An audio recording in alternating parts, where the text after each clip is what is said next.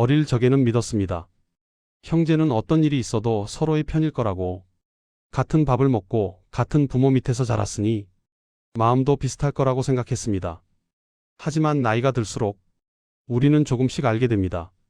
형제라 해도 각자의 인생은 전혀 다른 방향으로 흘러왔다는 것을, 그리고 어느 순간 예전처럼 마음을 터놓기 어려운 사이가 되었다는 사실을 조용히 받아들이게 됩니다. 연락을 해도 어색하고 말을 꺼내면 상처가 되고 괜히 이야기했다가 마음만 무거워지는 순간들. 그래서 오늘은 많은 60대 분들이 가슴속에 품고 있지만 차마 말로 꺼내지 못했던 이야기를 해보려 합니다. 왜 형제조차도 나이 들수록 남이 되는 걸까? 그리고 더 중요한 질문, 우리는 그 사실을 어떻게 받아들여야 할까? 이 질문 앞에서 조선 최고의 실학자 18년 유배라는 극한의 고독을 살아낸 다산 정약용의 시선은 놀라울 만큼 차분하고 단단합니다. 다산 정약용은 가족과 형제의 의미를 누구보다 깊이 고민한 사람이었습니다. 그 역시 한 집안의 아들이었고 형제였으며 아버지였습니다.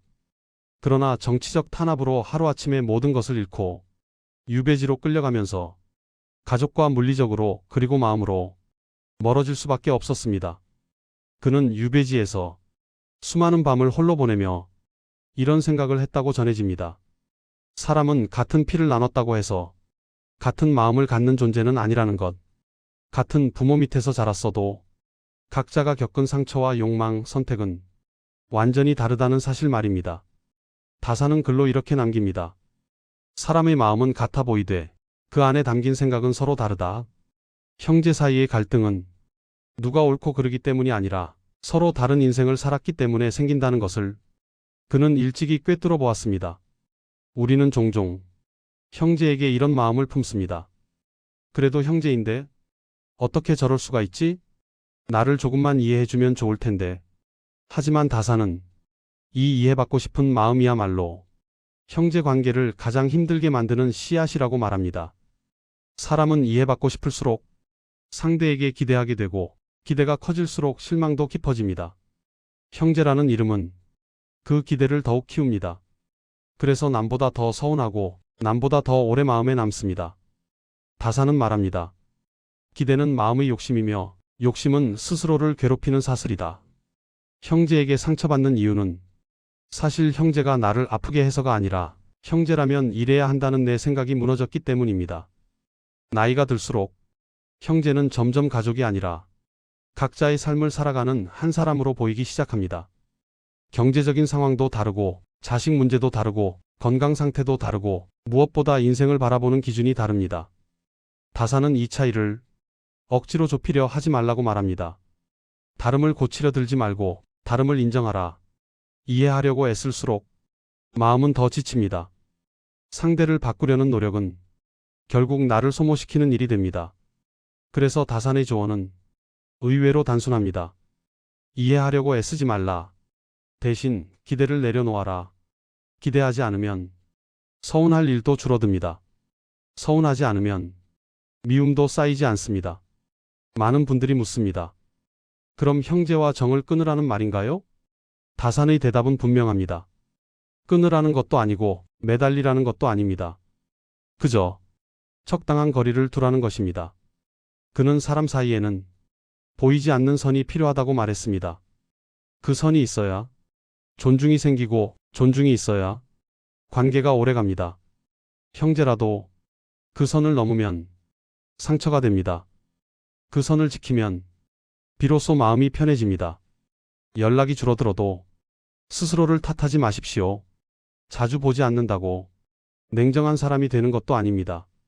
다산은 말합니다. 마음이 편안한 것이 인생에서 가장 큰 효도다. 유배지에서의 다산은 가족을 그리워했지만 그리움에 매달리지는 않았습니다. 그는 글을 쓰고 사색을 하고 자신의 마음을 지키는 데 집중했습니다. 그 과정에서 그는 깨닫습니다. 사람은 결국 자기 마음 하나 책임지기에도 벅찬 존재라는 것을. 그래서 그는 남의 마음까지 책임지려 하지 않았습니다. 형제의 선택을 대신 살아줄 수 없듯 형제의 인생을 이해하지 못하는 것 또한 자연스러운 일임을 받아들였습니다. 60대 이후의 삶은 관계를 넓히는 시기가 아니라 관계를 정리하는 시기입니다. 누군가를 더 이해하기 위해 나 자신을 깎아내릴 필요는 없습니다. 형제에게 마음이 불편하다면 억지로 웃지 않아도 됩니다. 억지 화해는 잠시의 평온을 줄 뿐 오래된 상처를 더 깊게 만들기도 합니다. 다사는 말합니다. 미움 없이 물러나는 것도 지혜다. 이 말은 도망치라는 뜻이 아닙니다. 자신을 지키라는 말입니다. 형제조차도 나이 들수록 남처럼 느껴진다는 사실. 그것은 인생이 잘못된 것이 아니라 인생을 제대로 살아왔다는 증거일지도 모릅니다. 각자의 삶을 살았고 각자의 무게를 견뎌왔기 때문입니다. 이제는 이해받으려 애쓰지 마십시오. 설명하려 애쓰지 마십시오. 그 대신 조용히 이렇게 말해 보십시오. 그 사람은 그 사람의 인생을 살았고 나는 나의 인생을 살았다.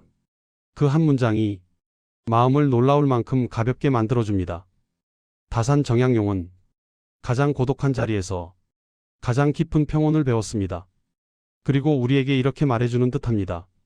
모든 관계를 붙잡지 않아도 된다. 마음이 편안해지는 것이 인생의 마지막 지혜다. 오늘 이 이야기가 형제 관계로 마음이 무거웠던 당신의 가슴에 조금이나마 숨 쉴 틈을 만들어 주었기를 바랍니다. 지금 이 나이 우리가 가장 지켜야 할 것은 누군가의 마음이 아니라 나 자신의 마음입니다. 오늘도 조용하고 평온한 하루 보내시길 바랍니다. 감사합니다.